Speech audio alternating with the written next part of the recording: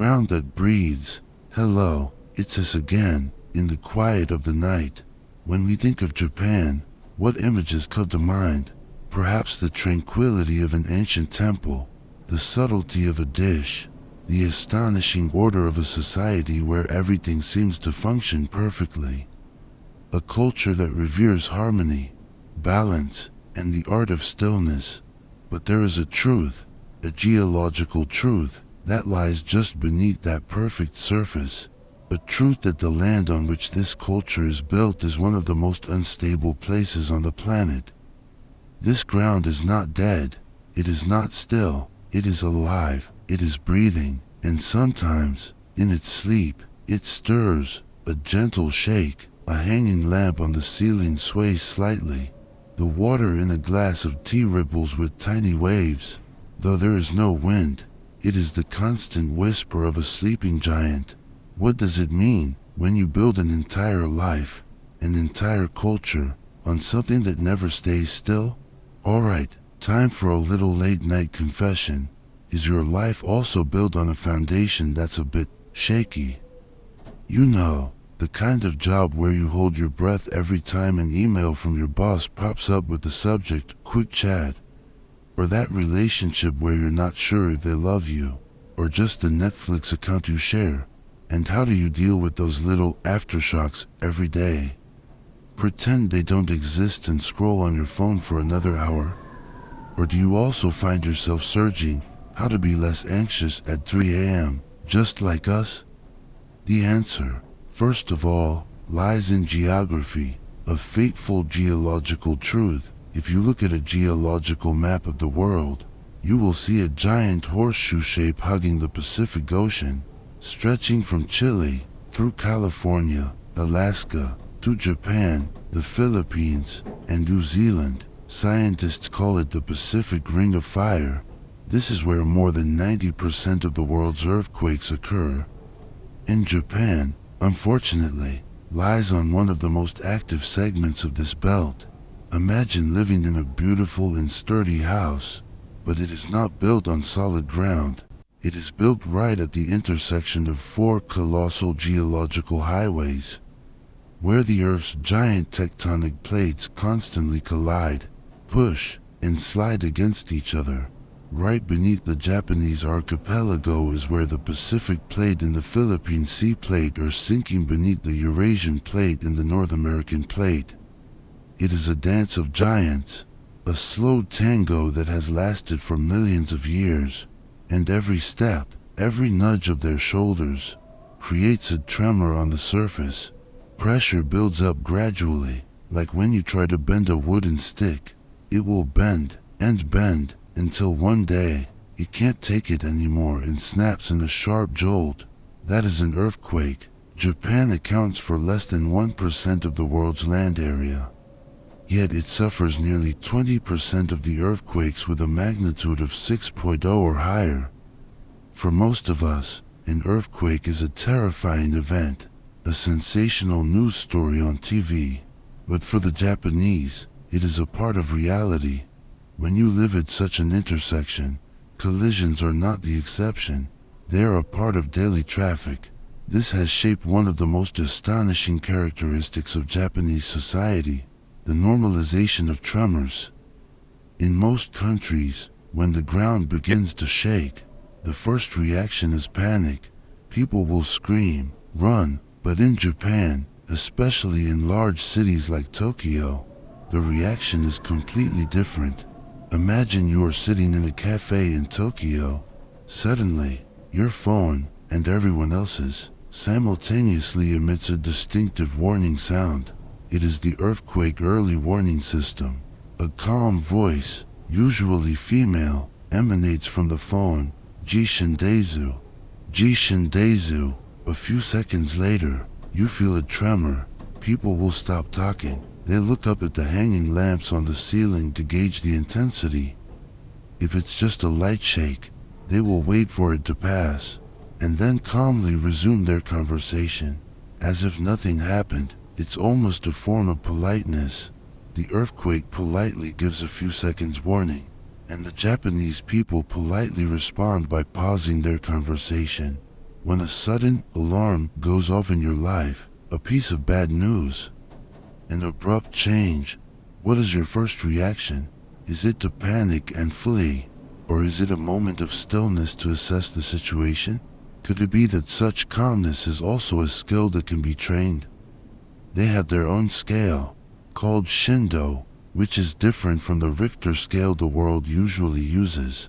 The Richter scale measures the energy released from the epicenter, while the Shindo scale measures the intensity of shaking that a person feels at a specific location. This shows that their focus is not on the abstract number of the earthquake, but on the real experience of the people. A Shindo 1 or 2 is just a light tremor that almost no one notices. Shindo 3, you feel it clearly. Shindo 4, the hanging lamp swings strongly and you should seek shelter. Shindo 5 and above, that's when things get serious. Preparation has become second nature. Most families have an emergency survival kit. Children from kindergarten are taught to get under their desks during an earthquake. Companies have regular evacuation drills. This preparation is not a sign of paranoia, but of accepting reality. They cannot stop the monster, but they can learn to live with it.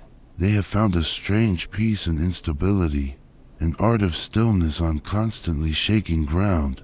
But those are the days the ground only breathes lightly.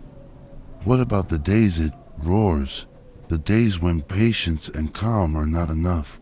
The days when the most thorough preparation becomes meaningless before the wrath of nature. In the next part, we will look back at the deepest scars in Japan's earthquake history. But before we get there, take a little time for yourself. Ask yourself, what are the constant dangers in your own environment? Perhaps it's storms, tornadoes, or a harsh winter, and how does it shape the way you see life? Let's turn the comment section into our cozy late-night cafe, where sleepless souls can find each other and share their reflections.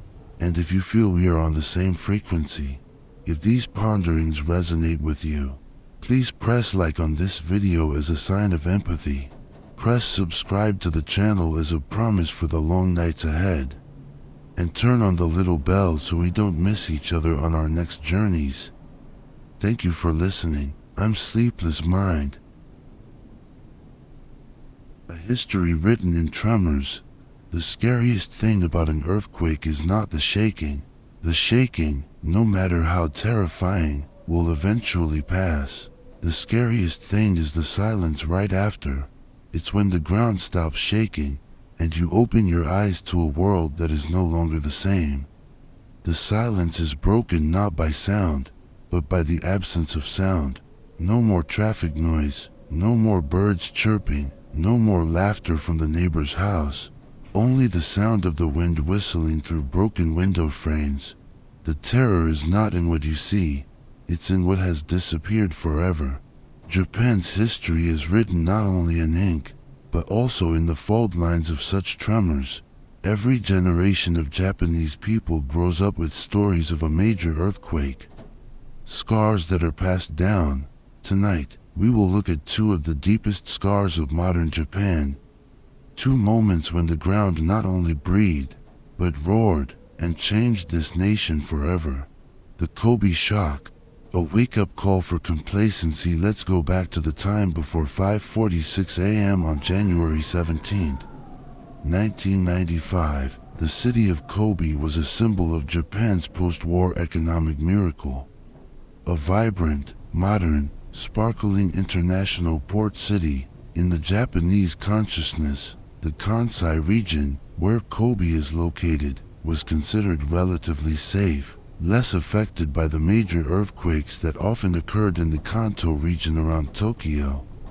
The people there, like us, had a belief, though unspoken, that modern skyscrapers, bridges, and highways were symbols of safety, of victory over nature. That belief collapsed in just 20 seconds. The Great Hanshin earthquake gave no warning.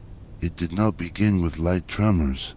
It was a vertical jolt, a near-fault earthquake, as if the ground were yanked upwards by a giant hand and then dropped with a space-tearing boom. Over 6,400 people were killed, most of them crushed in their own homes while they were sleeping. But the most shocking and haunting image for Japan and the world, the image that defined this tragedy, was not the collapsed traditional wooden houses. It was the image of the Hanshin Expressway, the elevated highway, a pride of Japanese construction engineering, had broken in two. The giant reinforced concrete pillars, thought to be indestructible, were easily shattered. An entire 635-meter section of the road lay overturned on the ground, like the corpse of a concrete dragon that had just been slain. That image became a symbol of the fragility of civilization before the power of nature. Okay, let's stop being philosophical and talk about more realistic shocks. Have you ever had a truth you swore by suddenly shatter into a million pieces? Like the fierce belief that when you become an adult, you'll just automatically have everything figured out, or the belief that you could eat an entire pizza at midnight and still be okay the next morning. After harsh reality slapped you in the face, what did you do to heal?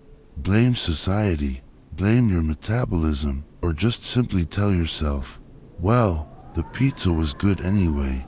The Kobe shock was not just a natural disaster, it was a psychological shock, a ruthless wake-up call to complacency. It exposed that even in a country most prepared for earthquakes, there were still fatal flaws. The design of the expressway's single-column pillars could not withstand a vertical jolt. The old wooden houses in the densely populated residential areas became fodder for widespread fires due to broken gas pipes. But in the chaos and sorrow, something remarkable happened. The official rescue system was initially overwhelmed, and then, from all over the country, ordinary people began to flock to Kobe. Over 1 million volunteers. They were students, office workers, housewives. They brought water, food, blankets. They dug through the rubble, comforted the survivors. This is considered the birth of organized volunteer activities in Japan. The earthquake destroyed homes, but it also built a new sense of community. Japan was awakened. They began to rebuild, not just the houses, but also the safety standards, the building codes, and most importantly, humility before nature. Tohoku 2011, when the unthinkable happened, but the Kobe shock, however horrific, was only a warning for the more terrible disaster to come 16 years later. A disaster of a scale that no one could have imagined, even in the worst-case scenarios. March 11, 2011, at 2:46 p.m., a normal Friday afternoon in the Tohoku region, the northeastern part of Japan, the land of rugged coastlines, peaceful fishing villages, and a slower pace of life than Tokyo. Across the region, millions of mobile phones simultaneously emitted a familiar warning sound. The J alert system, Jishindezu. People had about 15 to 30 seconds, enough time to get under a desk, enough for a surgeon to stop their scalpel, enough for the Shinkansen bullet trains to automatically activate their emergency brakes. But this time, something was different. The shaking began, and it didn't stop. It wasn't just one jolt and it was over. It lasted 1 minute, 2 minutes, then 3 minutes. The intensity grew stronger and stronger. The skyscrapers in Tokyo, hundreds of kilometers from the epicenter, swayed like reeds in the wind. A total of 6 minutes. 6 minutes that felt like an eternity. A terrifying psychological torture when you don't know if the ground beneath your feet will ever stop shaking. It was the most powerful earthquake ever recorded in Japan's history. 9.0 on the Richter scale, but the nightmare had only just begun. The epicenter of the earthquake was offshore, and it had generated something even scarier than the shaking, a tsunami. When we hear the word tsunami, We often imagine a giant white-crested wave like in the movies. But what security cameras and survivors recorded in Tohoku was completely different. First came the deceptive silence. The sea suddenly receded far out, exposing a seabed that had never seen sunlight. And then, on the horizon, it appeared. It wasn't a wave, it was a black wall of water. A wall of muddy water, as high as a 10-story building, moving inland at an unbelievable speed. It did not roar, it was almost silent, the silence of an absolute power. A silent monster swallowing everything in its path. Houses, cars, boats, and human lives. The sturdy seawalls, a pride of Japanese engineering, were overcome as easily as toys. And then, the silence that followed. When the water receded, it left behind a world that had been erased. A flat land, full of mud and debris. The silence was broken only by the wind and the sound of weeping. Over 19,000 people were dead or missing, and on top of it all, the Fukushima Daiichi nuclear disaster, an invisible wound, began to leak, haunting this land for decades to come. In the midst of this total destruction, stories of survival and hope emerged. In the city of Rikusentakata, which was almost completely flattened, there was a forest of 70,000 pine trees along the coast. The tsunami swept through and took them all. Only a single pine tree remained standing. It was called the Miracle Pine, although it later died due to saltwater contamination. The local people made efforts to preserve its trunk, turning it into a monument. It became a national symbol of resilience, a reminder that even in the most horrific devastation, life can hold on, and memory will never be washed away.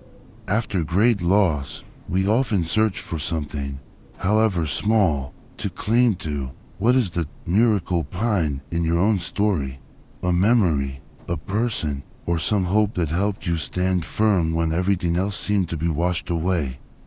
And the tragedy of Tohoku did not just stop at Japan, it crossed the entire Pacific Ocean. Months, even years later, debris from Japan began to drift ashore on the west coast of the United States and Canada.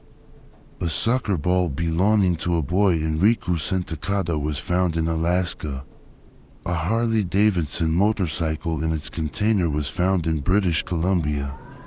Canada, an entire small fishing boat named Saisho Maru, also washed up on the coast of Oregon.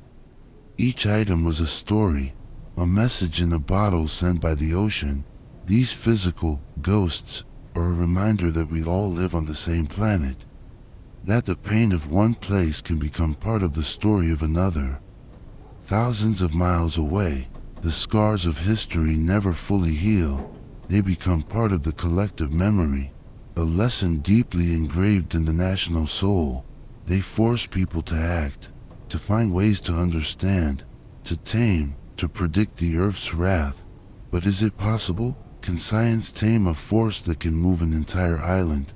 In the next part, we will explore the science of trembling, the extraordinary efforts of humans to subdue earthquakes, and the humility we learn when facing a power so much greater than ourselves. Before we get there, share in our late-night cafe. Is there a memory, either personal or communal, that has become a scar that has shaped who you are? And if you feel we are on the same frequency, please like this video, subscribe to the channel, and turn on the little bell so we can continue to accompany each other on the long nights ahead. Thank you for listening.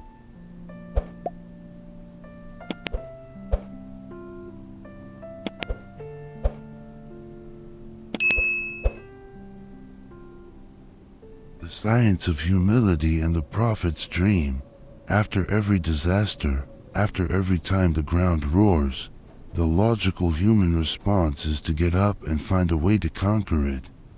That is our instinct, to confront chaos with order, to confront uncertainty with knowledge. The history of humanity, in essence, is a story of a relentless effort to understand and control nature. We build dikes to prevent floods. We create medicine to fight disease.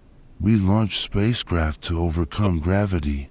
We do not accept being victims.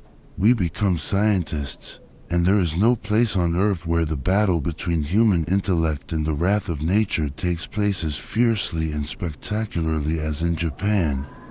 They have turned their nation into a giant laboratory, a fortress built on the foundation of science and technology, with a single goal: to tame the seismic monster beneath their feet. But what if the Earth refuses to be predicted? What if the greatest lesson science teaches us, after all the extraordinary efforts, is humility itself? The fortress against the Earth God. Let's look at what Japan has done. It is a symphony of engineering and preparation, a testament to human will. Let's start with the trains. When you sit on a Shinkansen bullet train, gliding at 300 kilometers per hour, you are in one of the safest machines in the world. Along the tracks are hundreds of seismic sensors. When an earthquake occurs, even hundreds of kilometers away, the sensors closest to the epicenter immediately send a signal. The system automatically cuts off power and activates the emergency brakes on all trains in the affected area. Even before the strongest tremors arrive, imagine the experience. You are gliding in almost absolute smoothness. Then suddenly a powerful but controlled braking force pulls you back. A few seconds later, a calm voice comes over the loudspeaker. The train has made an emergency stop due to an earthquake warning. It is a race against time, where science wins in just a few precious seconds. Now, let's look up at the Tokyo sky. The skyscrapers are not rigid concrete blocks. They are flexible giants. They are Aikido masters, absorbing and transforming the opponent's force instead of confronting it head-on. Inside many buildings is a base isolation system, where the entire structure is placed on giant rubber and steel pads, isolating it from the ground shaking. At the top of other buildings, like Taipei 101, are tuned mass dampers, giant metal pendulums weighing hundreds of tons, designed to swing in the opposite direction of the building's sway, helping it to stay balanced. When the ground shakes, these buildings do not resist. They sway, they dance with the earthquake. They bend to the wrath of nature to survive. It is a philosophy cast in steel and concrete, not to confront, but to adapt. Let's be honest. Who among us doesn't try to build a fortress to fend off life's chaos? Our fortresses are built with very sturdy bricks, a 5-year plan Excel file, 17 different productivity apps, and the ironclad belief that celery juice can solve anything. But have you ever been so busy reinforcing that fortress that you forget that sometimes the best thing to do is to throw open the gates and dance a little with the storm? And perhaps the most amazing achievement is in every citizen's pocket: the National Earthquake Early Warning System, a network of over 1,000 seismometers across the country. When an earthquake occurs, the system analyzes the P waves to predict the intensity and arrival time of the S waves. A warning is broadcast on TV, radio, and most importantly, sent directly to your mobile phone. Depending on your distance from the epicenter, you may have from 5 to 30 seconds.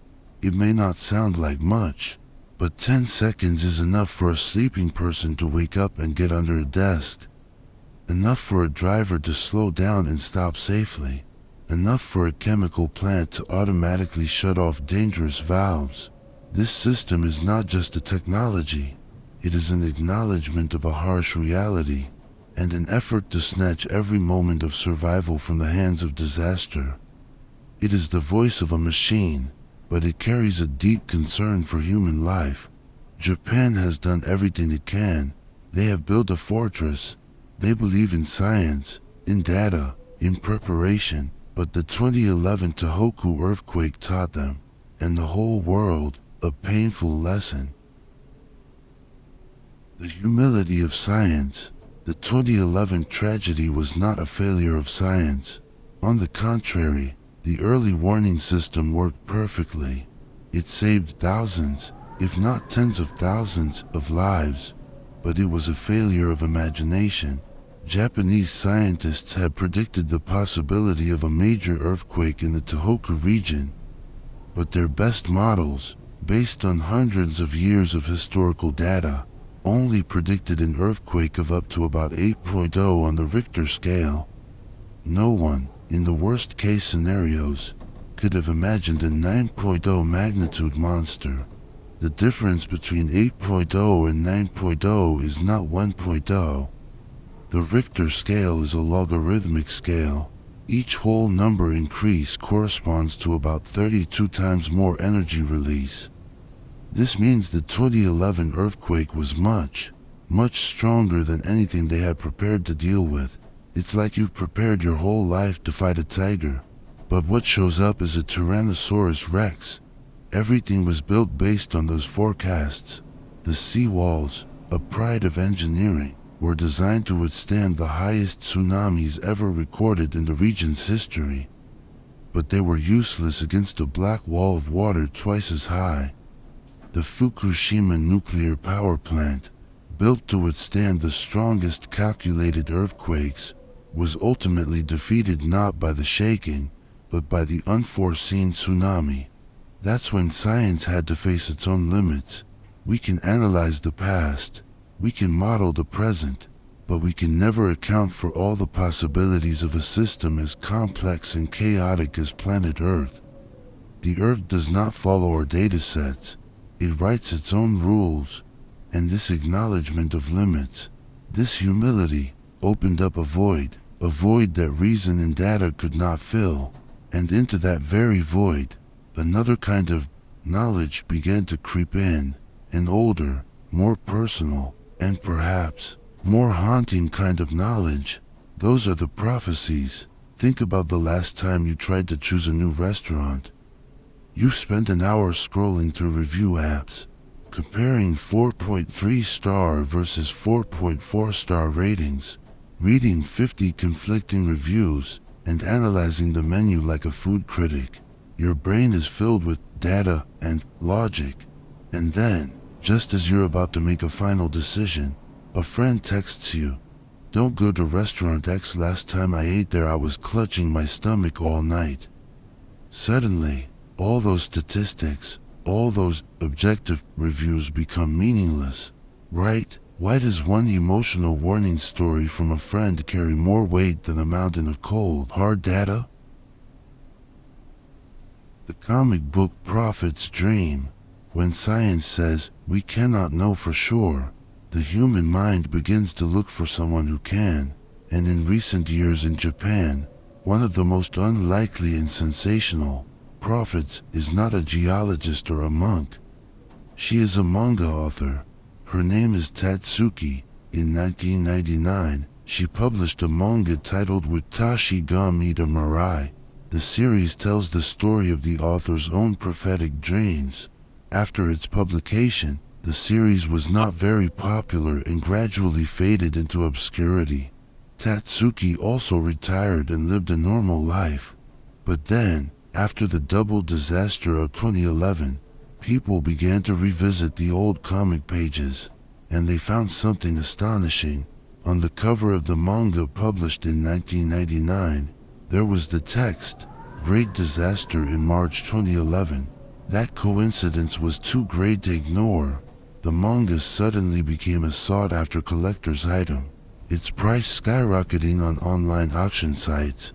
And then people began to dissect the stories inside, and claimed that she had prophesied correctly about many other events, such as the death of Princess Diana or even the outbreak of the COVID-19 pandemic, with a prophecy about a virus that will appear in 2020.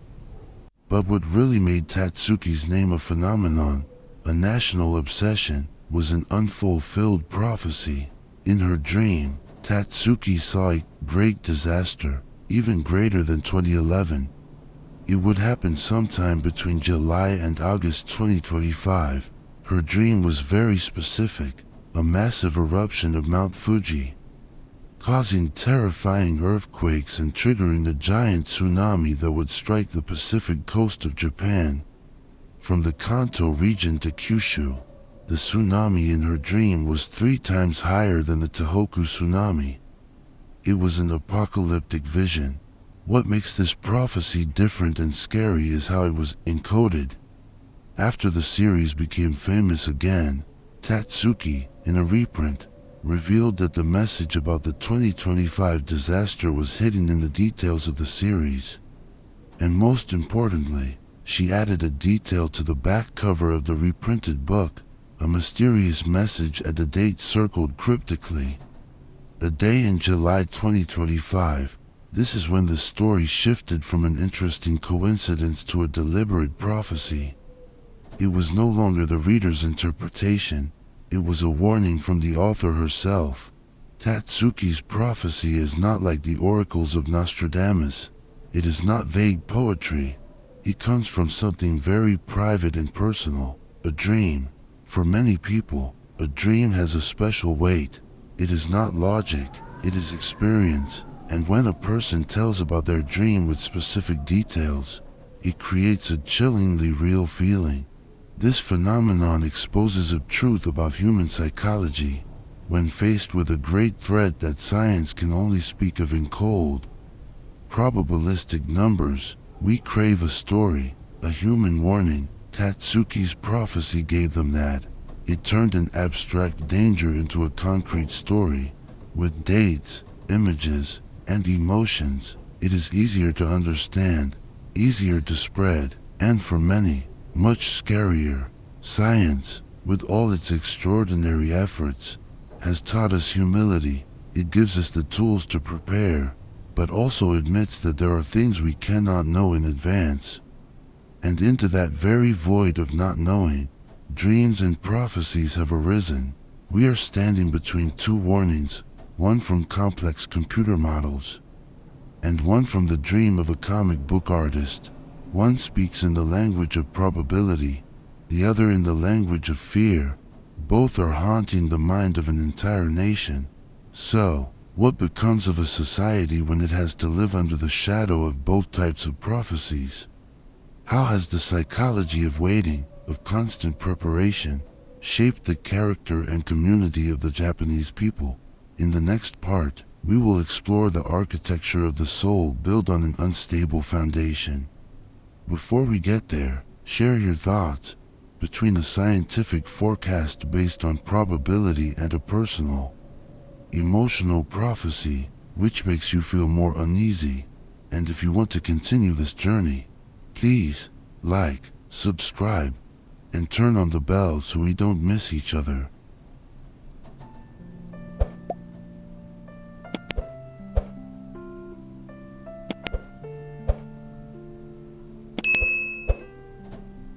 The Ghost Quake. After passing through the extraordinary efforts of science and the haunting prophetic dreams, we arrive at something even stranger, something that is not a possibility, not a dream, but a certainty written in the cold language of probability and geology.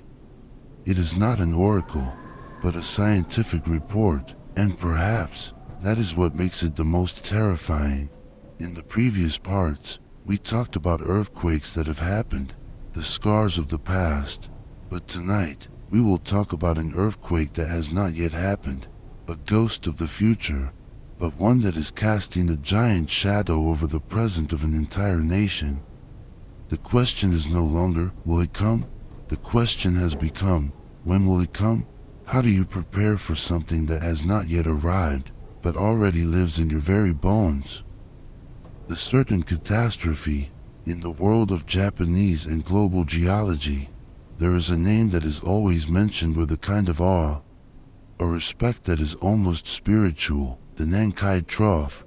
This is not the name of an earthquake, but the name of a giant fault line under the seabed, stretching for hundreds of kilometers parallel to the southern coast of Japan, from near Tokyo to the island of Kyushu. This is where the Philippine Sea Plate is sinking beneath the Eurasian Plate. This process, called subduction, does not happen smoothly. Imagine you are trying to push a heavy rug under another rug. It will get stuck, it will snag, and the more you push, the more pressure builds up. The Nankai Trough is where these two giant tectonic plates are stuck together, and the pressure between them is accumulating with every second, every minute, like coiling a spring tighter and tighter. The stored energy is equivalent to thousands of atomic bombs. Geological history shows that this spring has a cycle. Every 100 to 150 years, it snaps in an event called a megathrust earthquake. The last time it fully snapped was in 1707, during the devastating Hoi earthquake. That earthquake not only caused violent shaking over a large area, but it also triggered a catastrophic tsunami and, just a few weeks later, Mount Fuji erupted for the last time in history. The past has shown that when this monster awakens, it does not come alone. Today, scientists and researchers of the Japanese government, after analyzing all the data, have issued a forecast that has made the whole world hold its breath.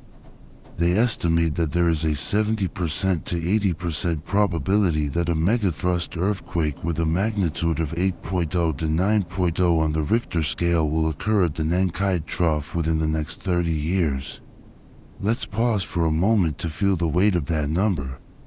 This is not a prophecy from Nostradamus. This is not the dream of a manga artist.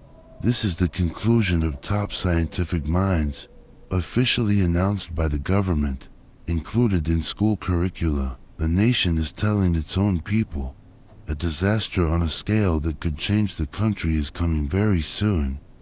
We don't know if it's tomorrow, or in 10 years, or 29 years, but it is coming. It is no longer a bet. It is a countdown clock. We just don't know exactly when it will hit zero. When facing a risk, we often tell ourselves, it probably won't happen to me. But what happens when science tells you, it will happen, we just don't know when? How does your life change when a vague fear transforms into a finite weight? The psychology of waiting. So, what becomes of a society when it has to live with such a countdown clock? It creates a special psychological state, not of fear, but of dread. Fear is a hot emotion, a reaction to an immediate danger. It makes your heart race, makes you fight or flee. But dread is different. It is a cold emotion, a prolonged anxiety about a certain but invisible future danger. It does not flare up and then die down. It is a low-frequency hum, a background noise that never disappears from the mind. And to cope with that dread, the Japanese have turned preparation into a life philosophy, a cultural ritual. If you visit a Japanese family, you will most likely see a bag or a backpack placed near the entrance. That is the Bosai Bakoro, the disaster prevention bag.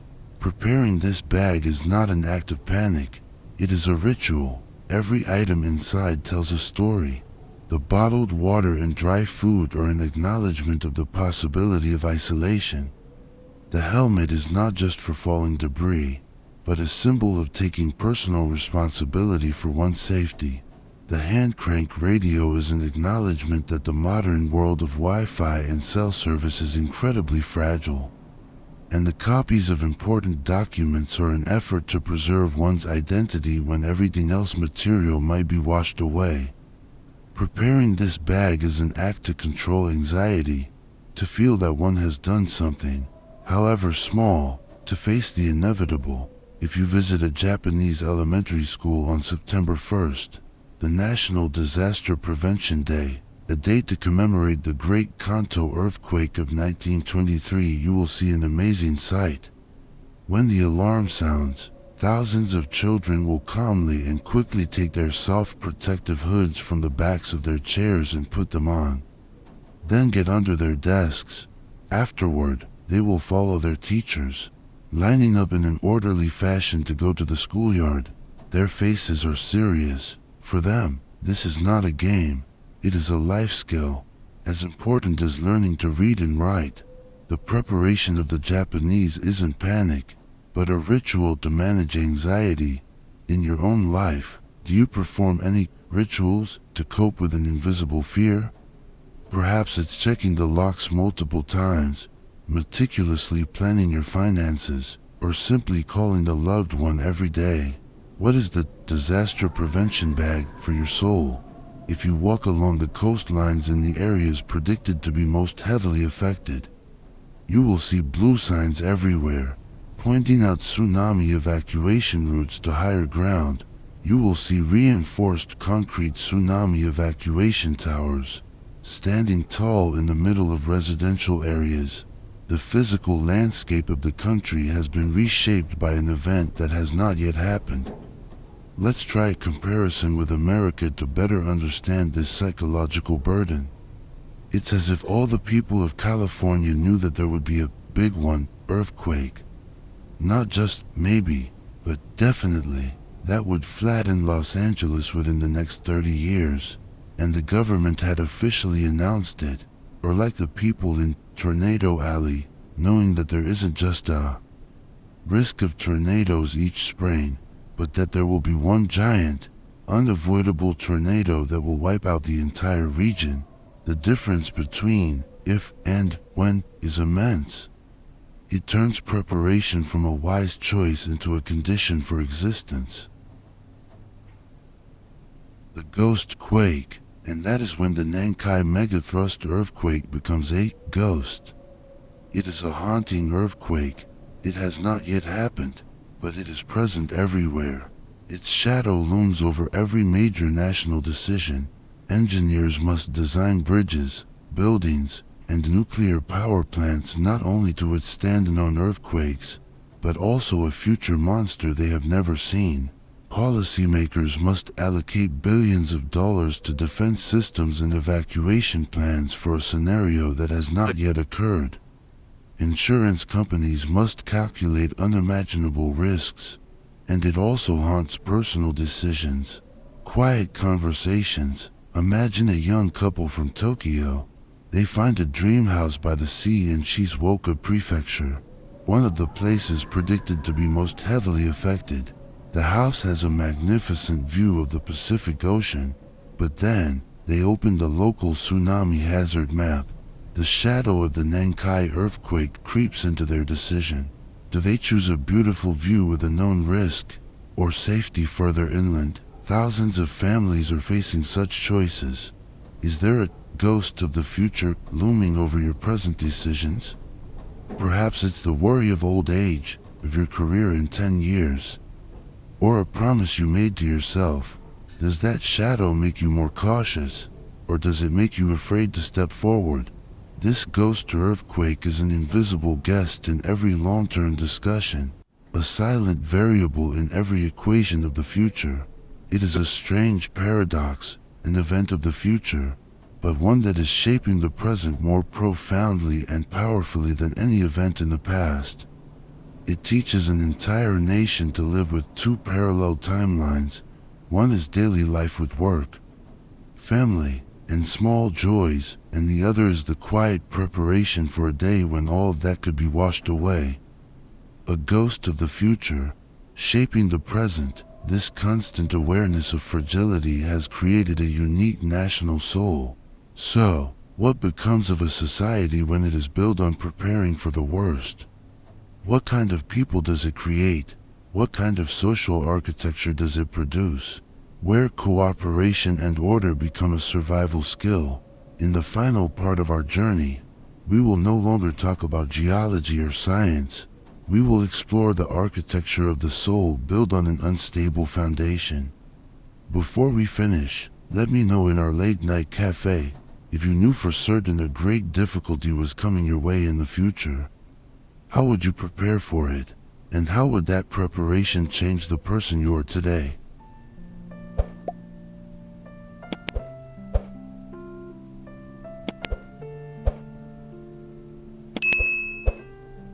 The architecture of the soul. When a strong wind blows, a rigid oak tree can be toppled, while a flexible bamboo bends and stands firm. In Tokyo, The world's tallest skyscrapers are not immovable concrete fortresses. They are giants who have learned to dance. Inside them are complex pendulum and damper systems, allowing them to sway gracefully when the ground shakes, dissipating the earthquake's energy instead of desperately resisting it. Japan's physical architecture has learned a lesson from bamboo: flexibility is strength. And that raises a deeper question: if their buildings can learn to adapt, what about the souls of the people who live inside them? What kind of social architecture is built on preparing for the worst? What kind of people are created from such unstable ground? Tonight, in the final part of our journey, we will explore the architecture of the soul. The unspoken social contract. After the double disaster of 2011, the world was not only amazed at the power of nature, they were even more amazed at the response of the Japanese people. The images broadcast were not of chaos, looting, or blame. They were of something almost unbelievable. They were images of hundreds of people who had just lost everything, quietly forming long and orderly lines, just to wait for a bottle of water or a rice ball. No pushing, no complaining, just silence and patience. They were images of convenience store owners not only not raising prices, but lowering them or giving away their last essential goods to the people. Vending machines, though unattended, remained intact. They were stories of people who found wallets full of money in the rubble and turned them into the police. For many Westerners, these actions were almost surreal. After disasters like Hurricane Katrina in the US, images of looting and chaos had become familiar, justified as an understandable human response in desperation. So why was there such a big difference? The answer is not simply that the Japanese are better people. It lies in something deeper, a silent, social contract, forged through centuries of facing natural disasters, in a society that frequently faces the possibility of collapse. The survival of the individual depends absolutely on the stability of the collective. Chaos is the greatest enemy, even greater than the earthquake itself. Maintaining order, preserving dignity, and most importantly, not becoming a burden to others, has become a supreme moral imperative. Their patience in long lines is not passivity. It is a conscious act to maintain order, to ensure that scarce resources are distributed fairly. Their honesty is not naivety. It is the recognition that if social order collapses, everyone, including themselves, will lose. The beauty of impermanence and the art of reconstruction, and from that very acceptance, a unique philosophy of beauty and rebirth was born. In a culture obsessed with impermanence, where everything can be destroyed in an instant, people learn to find beauty not in eternal perfection, but in imperfection, in fragility, and in the very scars of time. This philosophy is called wabi-sabi. Wabi is the beauty of simplicity, of humility. Sabi is the beauty that comes from the marks of time, from imperfection, from cracks, and nothing expresses this philosophy more clearly than the art of Kintsugi. When a precious piece of pottery is broken, the Japanese do not throw it away. They also do not try to glue it back together invisibly. Instead, they use lacquer mixed with gold or silver powder to join the fragments together. As a result, the cracks are not hidden, but are highlighted with sparkling gold lines. That piece of pottery, after being healed, not only becomes useful again, it becomes more beautiful, more unique, and more valuable, because those golden lines tell a story of a shattering and a rebirth. This is the perfect metaphor for the Japanese soul. The earthquakes, the disasters, have left countless cracks in their history and memory, but instead of hiding those scars, they honor them. They rebuild not to forget, but to remember and to become stronger. Every memorial, every candlelight ceremony, every disaster museum, is a golden line on the nation's pottery. The final contemplation, and that brings us back to the original question, what does it mean to live on land that never stops shaking? Perhaps it teaches us the deepest philosophical lesson, that an earthquake is not an enemy, a punishment from the gods. It is simply the voice of the planet. It is a reminder that the earth is a living entity, moving, changing. It is the breath, the stretch of a giant organism on which we are only temporary guests. What if the earth is not punishing us, it's simply stretching? Living with that awareness, people learn to let go of the illusion of control, of eternity. And in that very letting go, they find another kind of freedom, the freedom to cherish every moment, the freedom to find beauty in impermanence.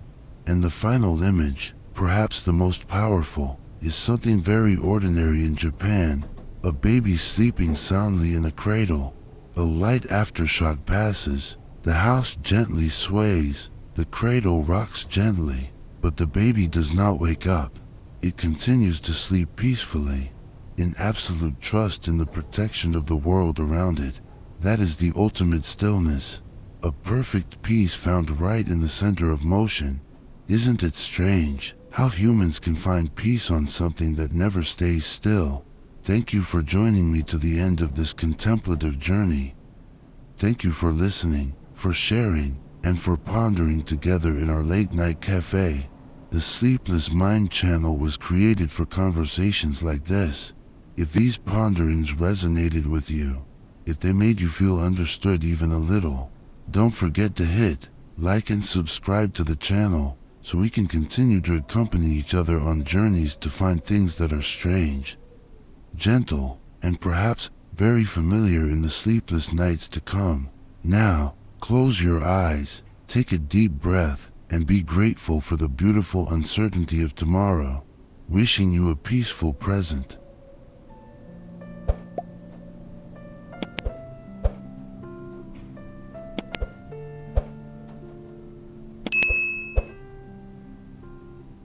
The anti-fragile soul. At the end of our previous journey, we found peace and impermanence. We saw the art of Kintsugi, the Japanese way of turning broken pieces into a new kind of beauty with veins of gold. It is a powerful image of healing and resilience. But there is another question, a deeper one, perhaps the final and most important question of all. Are these shocks merely something to be endured and recovered from? Or are they the very fire that has forged one of the most resilient societies in the world? Does Japan simply return to normal after each earthquake, or do they actually become stronger because of it? Tonight, we will explore a bold idea, the idea of a soul that is not just resilient, but anti-fragile. Beyond resilience, in our daily language, we often admire resilience. A resilient tree is one that can withstand a storm and return to its original shape. A resilient rubber band, when you stretch it, snaps back to how it was. Resilience is the ability to resist shock and recover. But there is another concept, introduced by the thinker Nassim Nicholas Taleb, called anti-fragility. An anti-fragile system doesn't just withstand chaos and shock. It actually needs chaos and shock to become better, smarter, and stronger. Think of the human immune system. When exposed to a small amount of a virus, the immune system doesn't just survive, it learns, it creates antibodies, and it becomes stronger to deal with future attacks. Or think of a weightlifter's muscles. They don't grow when at rest, they grow when they're broken down during training, and then heal themselves to become bigger and stronger. That is anti-fragility. And when we look at Japan's history through this lens, we see a completely new picture. Japanese society appears to be one of the greatest examples of an anti-fragile system. The engines of anti-fragility. So how have seismic shocks become nutrients for Japan's development? 1. Innovation through destruction. Every major earthquake, while an undeniable tragedy, has always been a catalyst for innovation on an unprecedented scale. It acts as a form of creative destruction. The Great Kanto earthquake of 1923, which flattened almost all of Tokyo, forced Japan to completely rethink urban planning and architecture. It gave birth to the first modern building codes and pioneering research in seismology. Tokyo was reborn from the ashes, not as it was, but as a safer and more organized version. The Kobe shock of 1995, as we have seen, exposed the weaknesses of infrastructure built during the economic boom, and the response that followed, a revolution in bridge and highway engineering and new standards for reinforcing public works across the country. The disaster forced them to discard what no longer worked and to create something better. Destruction, in a cruel way, has cleared the path for progress.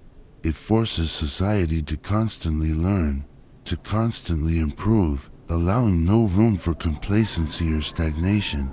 2. Community as an immune system.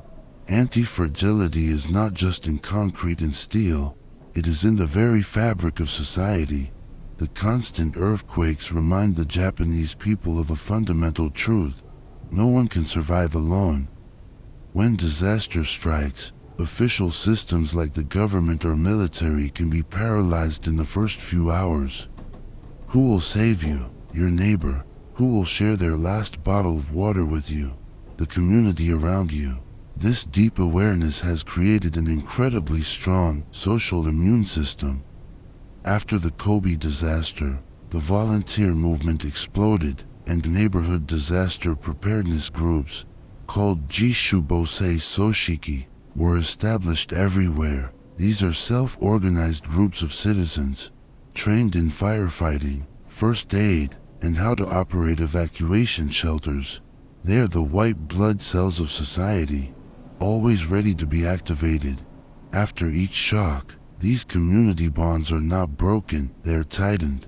Trust in the person next to you is not a romantic choice. It is a survival strategy. The shock does not cause society to disintegrate, it forces society to become more united.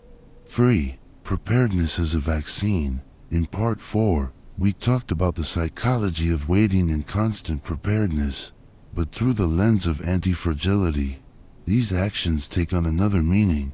The regular evacuation drills, the survival kits, the constant alerts, they act like a low-dose vaccine. They are small, controlled shocks, constantly injected into the social body. Their purpose is not just defensive, their purpose is to fight against complacency. They keep the system alert, trained, and ready. They prevent forgetfulness, the greatest enemy in the war against nature. A society that is never allowed to forget its own fragility will never become rigid and brittle. The global lesson from shaking ground, and this is where Japan's story becomes a powerful metaphor for the entire world in the 21st century. We, no matter where we live, are also facing our own earthquakes. They are not the shaking of tectonic plates, but the shocks of climate change, of global pandemics, of economic crises, of dizzying technological disruption.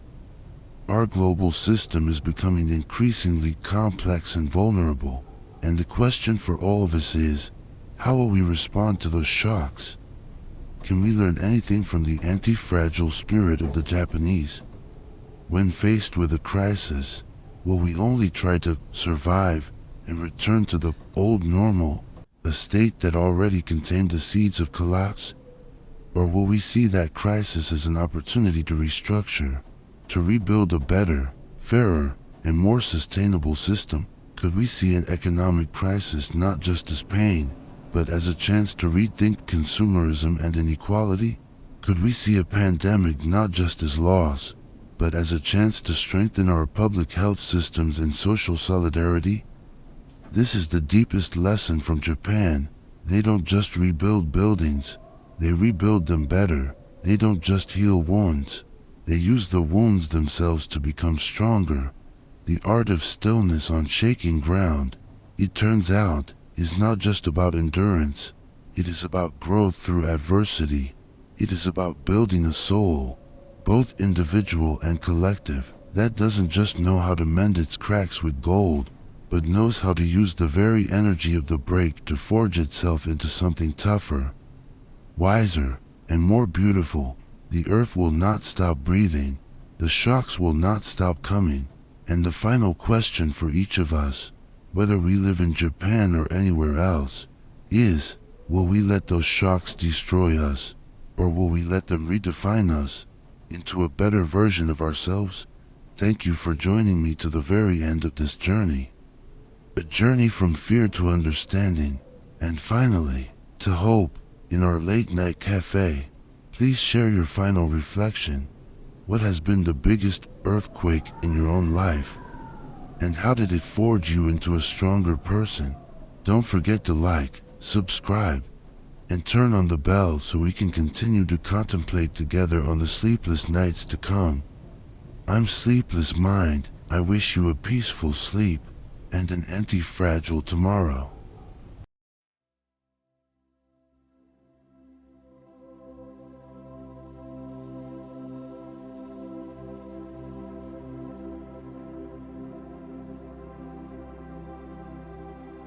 Before we began, I asked myself, what would they need at the very end?